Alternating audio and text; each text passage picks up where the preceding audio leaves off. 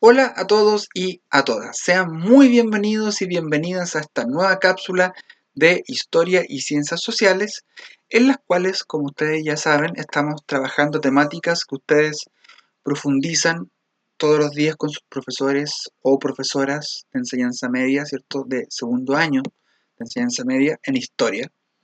Y como siempre, comenzamos ubicándonos en cuanto a los temas o a la unidad que estamos tratando.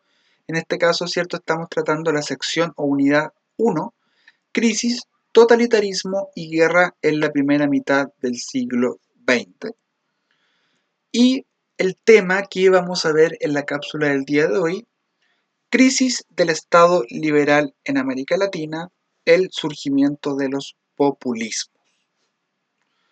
Y los objetivos, en primer lugar, que podamos identificar y también comprender el concepto de populismo, que es un concepto bien polémico, que tiene muchas connotaciones, ¿ya? Pero vamos a tratar de llegar a un acuerdo respecto a lo que significa. Y vamos a reconocer muy en términos generales las características que tuvieron los gobiernos de tipo populista en Latinoamérica en la primera parte del siglo XX. Entonces comenzamos, ¿cierto?, tratando de responder esta pregunta. Todo este concepto se utiliza mucho en la política actual.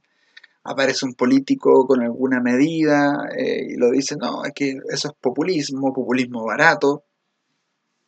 Se ocupa populismo como un adjetivo negativo. Cuando un político o alguien quiere maltratar a un político, o lo quiere insultar, le dice populista. ¿Ya? Entonces, con el tiempo se transformó en un concepto político y ahora en un insulto. Pero bueno, vamos a ver de qué se trata este concepto tan discutido en la política latinoamericana. Concepto político que permite hacer referencia a los movimientos que rechazan a los partidos políticos tradicionales y que se muestran ya sea en la práctica efectiva o en los discursos combativos frente a las clases dominantes o aristocracias tradicionales. Entonces, estamos hablando de movimientos políticos que en muchos casos en América Latina llegan al poder, pero que se muestran críticos frente a la política tradicional. Ahí tenemos un primer elemento clave del populismo, ¿cierto? Se instalan estos movimientos políticos eh, en un contexto entonces en donde tratan de separarse o de marcar una diferencia con la vieja clase dirigente aristocrática tradicional. Esto surge, ya para que también nos contextualicemos, en las primeras décadas del siglo XX en América Latina. El populismo es un concepto que se inventa para tratar de entender este fenómeno que surge en América Latina. Hoy día se puede aplicar a cualquier parte del mundo, pero tiene su origen acá. Eh, los movimientos populistas surgen dentro de un contexto de crisis económica y política bastante importante, eh, que implica también la crisis de un modelo de Estado, ¿ya? Que es el modelo oligárquico liberal tradicional. Y este elemento también va a ser clave para que podamos ir entendiendo cómo se perfila un populismo. Estos movimientos políticos que surgen en América Latina a principios del siglo XX, en este contexto de crisis, suelen estar liderados por un caudillo, por un personaje cuyo gran capital político, cuya gran característica va a ser su carisma. Tenemos líderes carismáticos, es decir, líderes que eh, al no venir de élites tradicionales, al no venir de una clase política tradicional, irrumpen en la escena pública, ¿cierto? Con los dotes que tenían para hablar en público, para conectar con la gente, con el pueblo, ¿cierto? De ahí también el nombre populismo, ¿cierto? Porque se apela directamente al pueblo.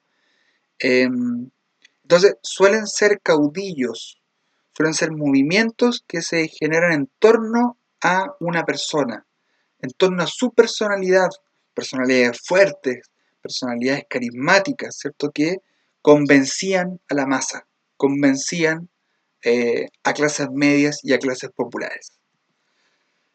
Apelan directamente al mundo popular, ¿cierto? Tratando de marcar una diferencia con la vieja clase política dirigente.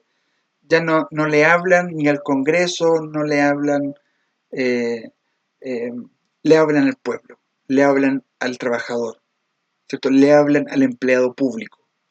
Eh, no le hablan ni al empresario, no se dirigen ni al Congreso, sino que se saltan los cauces tradicionales de la política latinoamericana y establecen un vínculo directo con su base de apoyo, que son las masas, que es el pueblo. Y en general van a estar estos movimientos y estos líderes populistas teñidos con un discurso bastante nacionalista, ¿cierto? Defensores de los valores patrios, defensores de la independencia y la autonomía nacional frente a potencias extranjeras, lo que se va a poner en práctica muchas veces en proyectos de industrialización, ¿ya? Eh, que también eso se le llama como el populismo desarrollista. Y otro elemento muy característico de estos movimientos populistas tiene que ver eh, con que tratan, estos líderes y estos movimientos van a tratar de presentarse, ya sea en el discurso o en la práctica, como, eh, como movimientos que representan a toda la nación, no necesariamente representativos de una clase social, no necesariamente representativos del pueblo y solo del pueblo, sino que también van a tratar de atraer a las clases medias y algunos sectores de clase alta. Entonces, por eso se habla de pluriclasismo. Ya los movimientos populistas van a tratar de tener una base de apoyo transversal en los países en los cuales llegan al poder. Acá tenemos el caso de un populista o un líder chileno que calzaría con todas las características del populismo latinoamericano, ¿cierto? Que va a ser Carlos Ibáñez del Campo, el general Carlos Ibáñez del Campo, que va a gobernar Chile en 2 periodos. Y este va a ser el símbolo de su campaña en su segundo gobierno, la escoba. Ya aquí lo tenemos en una caricatura, ¿cierto? Fuera del Congreso Nacional. Entonces, su eslogan en esa campaña va a ser: yo, yo soy el general de la esperanza y vengo a barrer con los políticos tradicionales. Vengo a barrer con la politiquería tradicional, ¿cierto? Y vengo entonces a instalarme en el poder con un proyecto nacional, con un proyecto eh, que no representa a una clase social, que no representa ni a la oligarquía ni a los mineros, sino que representa los intereses de Chile. Y, y generalmente dentro de sus ideologías eh, van a mezclar elementos de la izquierda a la derecha. eh, por eso que también es difícil de catalogar el populismo, porque uno está acostumbrado a catalogar a los líderes o movimientos políticos según el eje izquierda, derecha y centro. Pero el populismo, una de las complejidades que manifiesta es que el populismo puede ser de izquierda, puede ser de derecha, puede ser de centro, o puede ser al mismo tiempo de los 3 sectores, ¿ya? Entonces, eh, el populismo es un estilo, ¿ya? No es una ideología. ¿Ya? No existe el populismo de izquierda ni de derecha. Puede haber un populista que parezca de izquierda, puede haber un populista que parezca de derecha, pero lo que lo hace populista es el estilo que él tiene de hacer política, dirigiéndose directamente al pueblo, ¿cierto? Prometiendo cambios radicales directamente a sus electores, eh, dejando de lado los cauces tradicionales eh, de la política, ¿cierto? Que sería la negociación con los partidos políticos, el Congreso. eh, Ahí está la gran diferencia. Entonces, por ejemplo, ¿cierto? Hoy día se habla de el neopopulismo latinoamericano, ¿cierto? Este sería el populismo clásico, ¿ya? El populismo de las primeras décadas del siglo XX. Pero hoy día se habla de que han existido como resurgimientos de este estilo populista y siempre se menciona, por ejemplo, a Hugo Chávez, se menciona a Evo Morales, al kirchnerismo argentino como ejemplos de populismo actual. Y sin ir más lejos, hay una política chilena, ¿cierto?, que ha irrumpido con fuerza en las elecciones eh, o en las encuestas sobre posibles presidentes de Chile, que es Pamela Giles, ¿cierto?, que se ha hecho muy famosa por impulsar eh, los proyectos de ley sobre el retiro del 10%. Entonces, se la cataloga, a ella se la cataloga todos los días de populista, ¿cierto? ¿Qué tiene, por ejemplo, Pamela Giles de populista que nosotros podamos ver de estas características? Bueno, Pamela Giles, ¿cierto? De partida, en su estilo político, ella ocupa mucho las redes sociales, que en esta época no existían, pero ocupa sus redes sociales y jamás le habla ni a su partido político ni al resto de los parlamentarios, sino que le habla a sus electores y los trata como sus nietitos o nietitas, porque ella sería la abuela, ¿cierto? Recordemos que ella viene de la televisión, como de la farándula, y le decían la abuela. Entonces ella le dice a su pueblo, a su votante, sus nietitos y nietitas, ¿cierto? Y comienza a promocionar por redes sociales, viene el segundo retiro del 10%, viene el tercer retiro del 10%, que es como su bandera de lucha. Pero en ningún momento lo que haría un político tradicional, ¿cierto?, es eh, no hablarle directamente al electorado, ni menos de esa forma, sino que trataría de sacar un proyecto de ley a través de la negociación con el resto de parlamentarios para que efectivamente ese proyecto sea aprobado. Pero lo que ella utiliza, Pamela Giles, muy inteligentemente, es la presión social, la presión popular que está por fuera del cauce institucional, ¿cierto? Entonces, un político tradicional, insisto, yo planteé el proyecto de ley del 10%, del retiro del 10% de la AFP, que es un proyecto que genera, ¿cierto?, mucha aprobación. Entonces, eso deja muy contento a la gente. Otra característica del populismo, ¿cierto?, es tratar de dejar contento con lo que promete a, ojalá, todo el mundo, clases altas, medias y bajas. El proyecto del retiro del 10% muy difícilmente deje a alguien descontento, todos lo querían. Medida entonces popular, populista. Y en segundo lugar, ¿cierto?, otra estrategia populista fue entonces saltarse al Congreso, saltarse la vía institucional, ¿cierto?, que sería entonces convencer a su propio partido político y al resto de parlamentarios para que voten a favor del proyecto, ocupando las redes sociales, ¿cierto?, y poniendo el hashtag retiro del 10%, hagamos presión, nietitos, dice Pamela Giles, para que salga el 10%, entonces de esa forma se vuelve más popular la causa. Y si un político quería votar en contra del proyecto, inmediatamente sabe que se está echando a mucha gente encima, porque por las redes sociales se amplía esto, se hacen funas a las personas que votan en contra.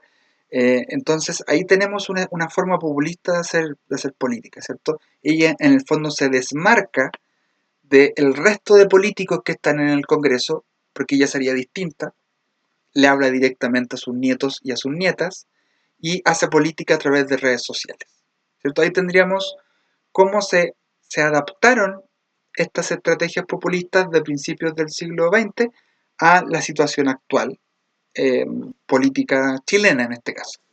Entonces ahí tenemos configurado más o menos este estilo populista carismático que ocupa la imagen, el carisma de los líderes para apelar directamente al pueblo eh, a la hora de gobernar o a la hora de administrar un país. ¿Ya? Ahora, ¿por qué surge este estilo? ¿Y por qué van a tener éxito estos líderes eh, carismáticos que hacen una política muy distinta a la tradicional? Acá tenemos un factor clave. O sea, si queremos entender por qué va a surgir este estilo de hacer política, tenemos que entender que se presenta la crisis a principios del siglo XX de una vieja forma de hacer política.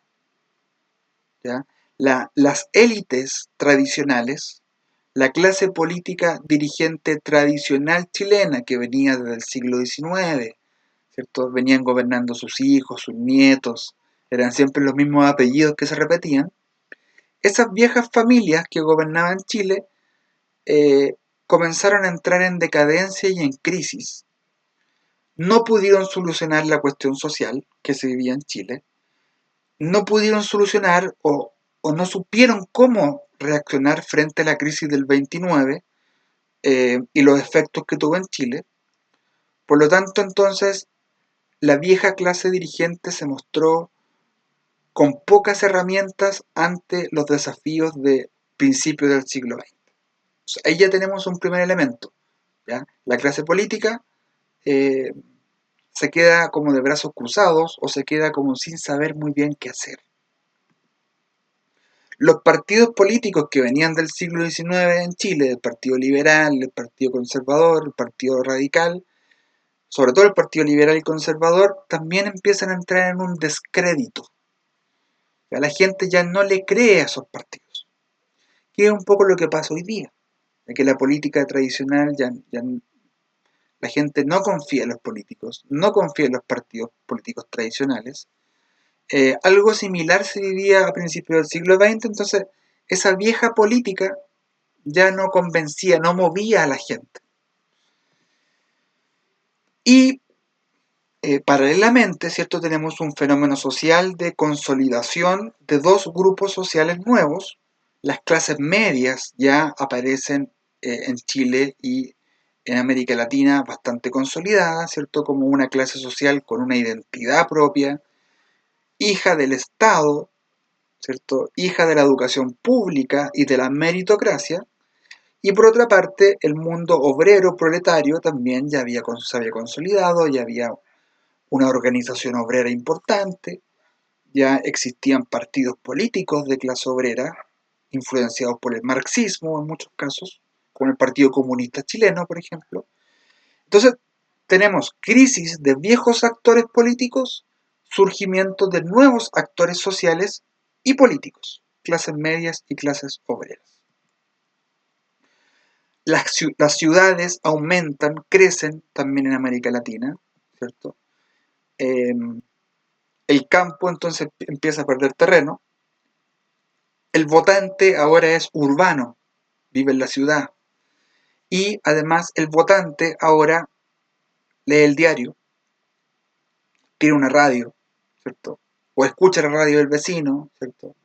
Eh, es decir, hay una sociedad de masas, medios de comunicación masivos que generan, ¿cierto?, una sociedad de masas. El cine también comienza a llegar a América, América Latina. Por lo tanto, ya tenemos una cultura de masas, ¿cierto?, muy vinculada a través de los medios de comunicación, fundamentalmente radio, prensa y cine.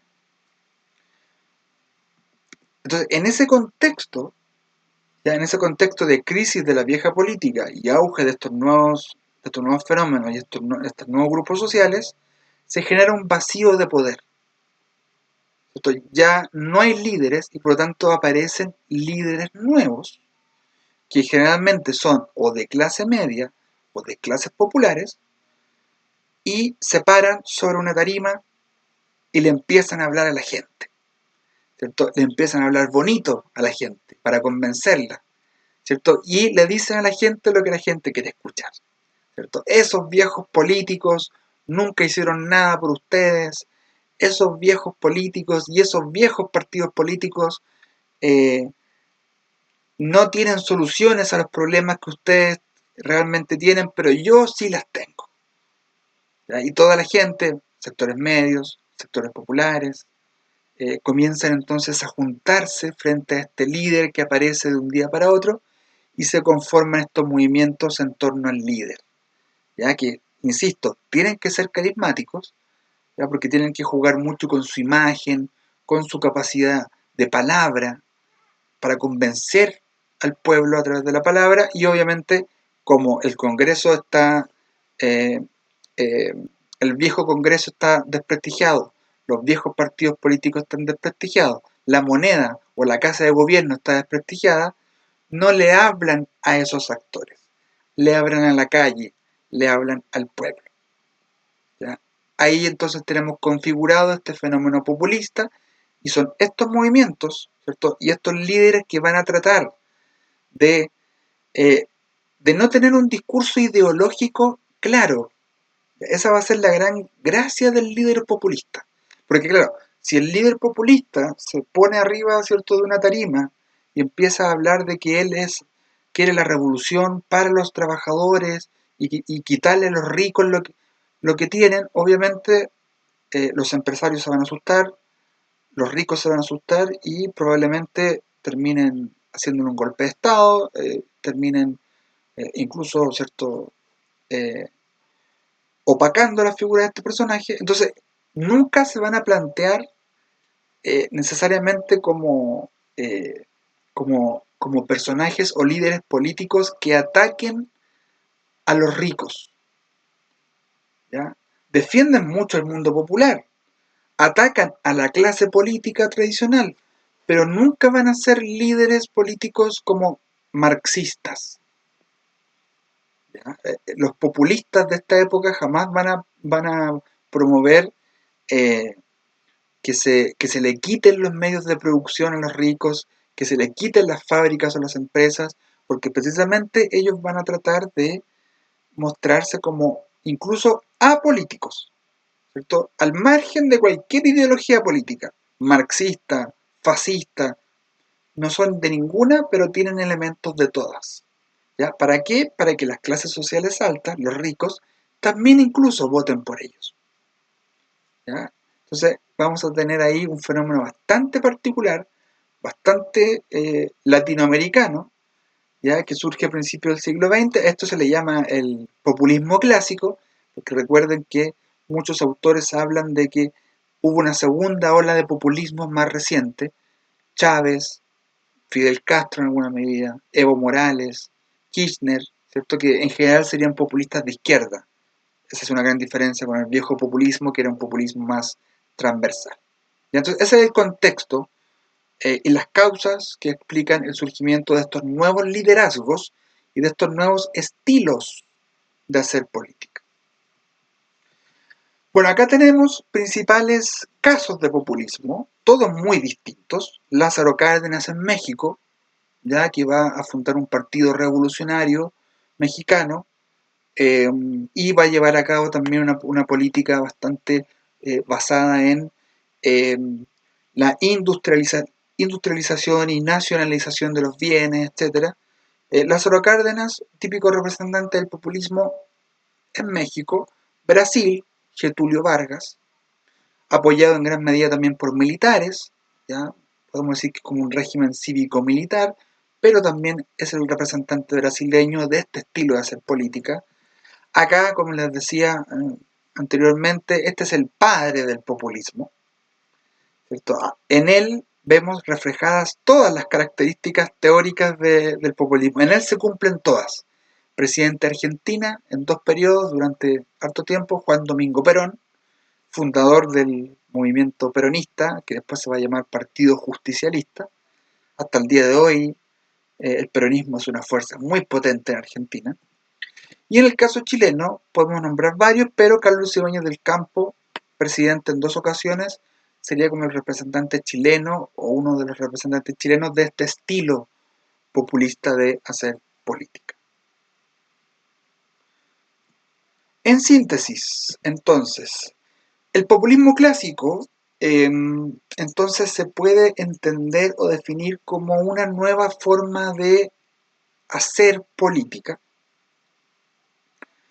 eh, a partir de liderazgos, generalmente que vienen de las clases medias o de las clases populares, liderazgos basados en el carisma personal, y en una relación directa con el pueblo, ¿cierto? Pasándose o saltándose los cauces tradicionales para llegar al poder, que eran los partidos políticos tradicionales, el Congreso o la presidencia, ¿cierto? Apelan directamente al pueblo porque esas otras vías están en descrédito, están en decadencia, ¿cierto? Por eso la, la escoba como símbolo de Carlos Ibáñez del Campo, ¿cierto? Hay que barrer con los viejos políticos tradicionales, por lo tanto yo me relaciono, yo le hablo al pueblo, yo le hago la promesa al pueblo y solamente rindo cuentas ante el pueblo, no ante los políticos. Entonces, ahí comienza a surgir y comienza a desarrollarse este estilo de hacer política en un contexto, obviamente, de crisis económica y de inestabilidad económica, política y social a principios del siglo XX. Bien, de esta forma entonces termina esta cápsula del día de hoy, esperando que les haya sido de utilidad, que hayan comprendido más o menos bien el concepto de populismo, este sería el populismo clásico, y nos vemos entonces en una próxima cápsula. Que estén muy bien. Adiós.